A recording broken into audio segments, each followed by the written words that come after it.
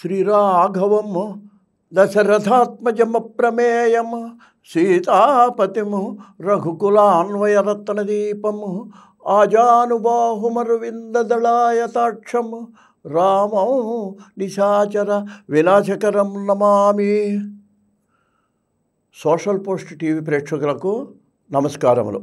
రామాయణంలో ప్రధాన కథతో పాటు మన అంతర్గతంగా కూడా అనేక కథలు మనకు కనిపిస్తుంటాయండి పరిశీలిస్తే. దాంట్లో ఒక ముఖ్యమైన కథ కుశనాభుని కథ.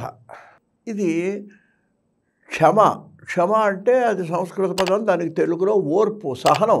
ఆ సహనం యొక్క గొప్పతనాన్ని వివరించేటువంటి కథ ఈ కుశనాభుని కథ అండి.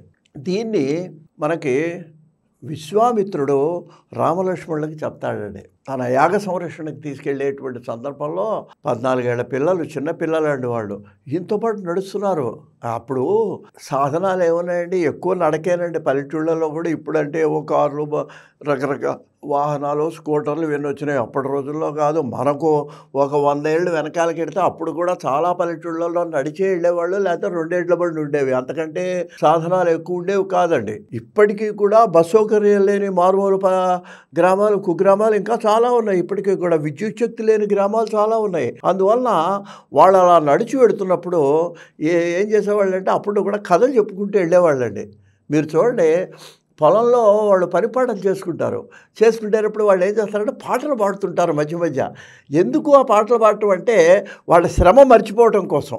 ఆ పాటలు పాడుతుంటే ఆ రోడ్డు పనులు కానీ పొలం పనులు కానీ చేసేటప్పుడు ఆ పాటల్లో లేనవై పని చేస్తూనే ఉంటారు.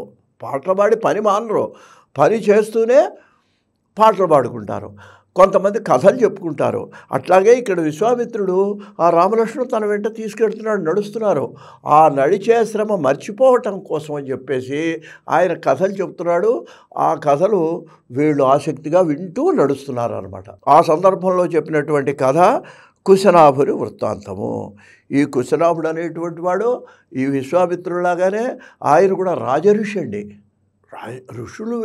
రాజులు వేరు, రాజ ఋషులు వేరండి. రాజ ఋషులు అంటే వాళ్ళ కొంత ఆధ్యాత్మిక జ్ఞానం ఉంటుంది. ఆయనకు ఘృతాచి అనేటువంటి భార్య, ఆమె వలన 100 మంది కుమార్తెలు కలిగారటండి. చూడండి విశేషం. మనకు ఇవాళ నమ్మటానికి ఏదో కొంచెం బెట్టిగా ఆశ్చర్యంగా ఉండదు, కానీ జరిగింది. మరి ధృతరాష్ట్రుడికి మరి గాంధారం వల్ల 100 మంది కౌరవులు వాళ్ళు కలిగారు. అలాగే ఇక్కడ 100 మంది ఆడపిల్లలండి. వీళ్ళు అక్కడ మగపిల్లలు, ఇక్కడ ఆడపిల్లలు. వీళ్ళు చాలా అందమైనటువంటి వాళ్ళు కూడా అంటండి. వీళ్ళు సరే ఒకసారి కొంచెం యుక్త వయస్సు వచ్చింది, పెద్దవాళ్ళు అయినారు, ఇక వివాహ వయస్సు వచ్చింది. ఆ సందర్భంలో రాజుగారి పిల్లలు కదా సరదాగా వనవిహారానికి వెళ్ళారండి. వెళితే సరదాగా ఆడుతున్నాడు, పాడుతున్నాడు, కేరింతలు కొడుతున్నారు. ఆ సందర్భంలో వాయుదేవుడు ఏదో గాలికి అటు ఇటు కొంచెం వస్త్రాలు కూడా తొలగి ఉండొచ్చు. ఆ సందర్భంలో వాయుదేవుడు వీళ్ళ సౌందర్యాన్ని చూచి ఆయనకు కూడా వ్యామోహం కలిగేది. దేవతలంటే ఇంద్రుడికి లేదా మరి అహల్య శాపం ఇవన్నీ విన్నాం, చూశాం కదా మనం రామాయణంలో. అలాగే వాయుదేవుడు వీళ్ళని చూసి మోహాన్ని పొందినటువంటి వాడే. తన యొక్క ఆ వాయుదేవుడు తన రూపంతో వీళ్ళ దగ్గరికి వచ్చేటండి. వచ్చి చెప్పేట, నేను వాయుదేవుణ్ణి, దేవతల్లో ఒకడిని. మీరు గనక నన్ను వివాహం చేసుకున్నట్లయితే మీకు యవ్వనం సౌందర్యం ఎంతవరకు ఉంటుంది? కొంతవరకే ఉంటుంది. ఇప్పుడు మనం ఎంత కదండి, కొంతకాలం 40, 50 ఏళ్ళు, 60 ఏళ్ళు వచ్చిన దగ్గర నుంచి, 70 ఏళ్ళు వచ్చిన దగ్గర నుంచి ఇంకా ఎక్కడే ఉంటుంది ఆ సౌందర్యం, స్త్రీలవని పురుషులవని. అందుకని ఆయన అన్నట్ట, మీరు కనుక నన్ను పెళ్లి చేసుకుంటే ఈ సౌందర్యం ఎప్పుడు కూడా ఇలాగే ఉండేట్టుగా నాకు శక్తి వలన నేను మిమ్మల్ని అనుగ్రహిస్తాను అన్నట్ట. అంటే వాళ్ళు అన్నట్ట, అయ్యా మీరు మా తండ్రి గారి దగ్గరికి వచ్చి అడిగి ఆయన కనుక అంగీకరించినట్లయితే మాకేం అభ్యంతరం లేదని చెప్పారట. ఇతను అన్నట్ట, అదేం కుదరదు, మీరు నన్ను వివాహం చేసుకోవాల్సిందేనని కొంచెం గట్టిగా చెప్పారటండి. చెప్పాడు, వీళ్ళు అంగీకరించలే. వెంటనే ఆయన కోపం వచ్చిందండి. కోపం వచ్చి వీళ్ళని గూరి వాళ్ళ కింద శపించాటండి. చూడండి, ఇది నడుములది వంగిపోయి గూరి వాళ్ళ కింద శపించాటండి. నడుములు వంగిపోయినాయి. ఆ లోపల ఉండే ఆ వాయుశక్తిని కొంచెం తగ్గించేటప్పటికి వీళ్ళ శరీరం వక్రాలుగా అయిపోయినాయి. చక్కగా ఏదో అందంగా ఉన్న వాళ్ళు కాస్త అందవికారంగా అయిపోయినారు. 100 మంది అలాగే అయిపోయినారు. వాళ్ళు బాధపడుతూ తండ్రి దగ్గరికి వచ్చి చెప్పారు, తమ్మ ఏంటమ్మా ఇట్లా అయిపోయినారు మీరు అన్నాడు. అప్పుడు జరిగిందంతా చెప్పారు. చెప్తే తండ్రి ఒక ప్రశ్న అడిగేటండి. చూడండి, ఇక్కడ మనం ఈ పురాణాల్లో ఇతిహాసాల్లో గమనించాలి. అమ్మ మీకు తపశ్శక్తి ఉంది కదా, ఎందుకంటే ఆయన చిన్నప్పటి నుంచి కూతుళ్ళకు కూడా తపస్సు చేసుకోవడం నేర్పాడు. తపశ్శక్తి ఉంది వాళ్ళకి.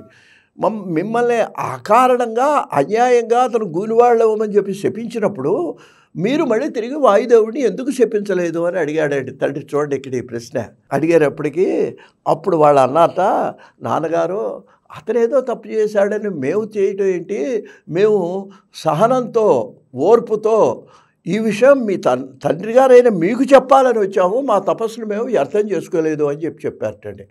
చెప్పేటప్పటికి చాలా సంతోషపడి ఇక్కడ ఒక శ్లోకం రామాయణంలో నుండి మనం అందరం గమనించాలి ఆ శ్లోకం. అప్పుడు తండ్రి ఆ కూతుళ్ళను మెచ్చుకున్నట్టండి. సరే కథ ఏదో కృష్ణాపుడు కూతుళ్ళు వదిలేయండి, ఇక్కడ ఈ శ్లోకం మనం పట్టుకోవాలి. ఏమిటి ఆ శ్లోకంలో ఆయన చెప్పింది, అమ్మా మీరు చాలా మంచి పని చేశారు, క్షమా దానం, క్షమా యజ్ఞ, క్షమా సత్యం హి పుత్రికా. ఓ పుత్రికలారా మీరు చాలా మంచి పని చేశారు.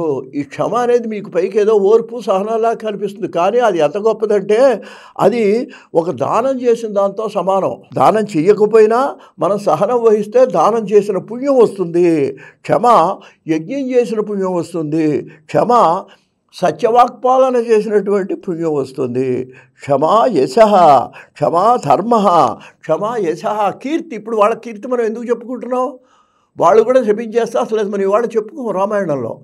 అది మీరు కీర్తిని తెచ్చిపెట్టింది క్షమ. కాబట్టి క్షమయావిష్ఠితం జగత్.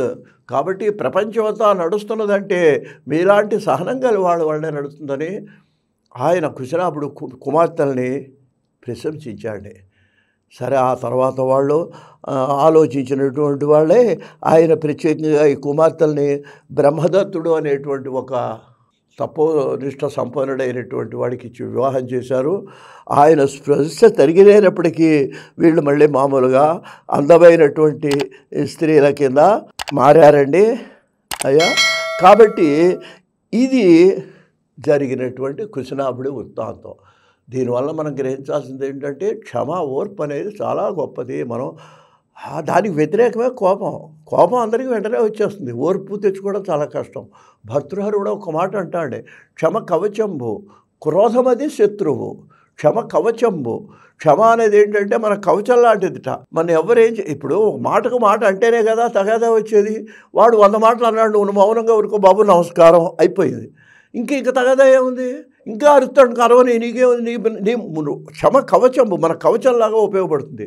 క్రోధము కోపము శత్రువు, అది అందరి మీద అరుతుంటాడు, అందరితో శత్రుత్వం వస్తుంది. చివరికి వాడికి ఎవరో అతన్ని ప్రశంసించరు, అతనితో స్నేహం కూడా చేయరు. కాబట్టి ఇది భర్తృహరి చెప్పినట్టు ఈ క్షమ గురించి రామాయణంలో కుశనాభుని వృత్తాంతంలో వివరించడం జరిగింది. స్వస్తి.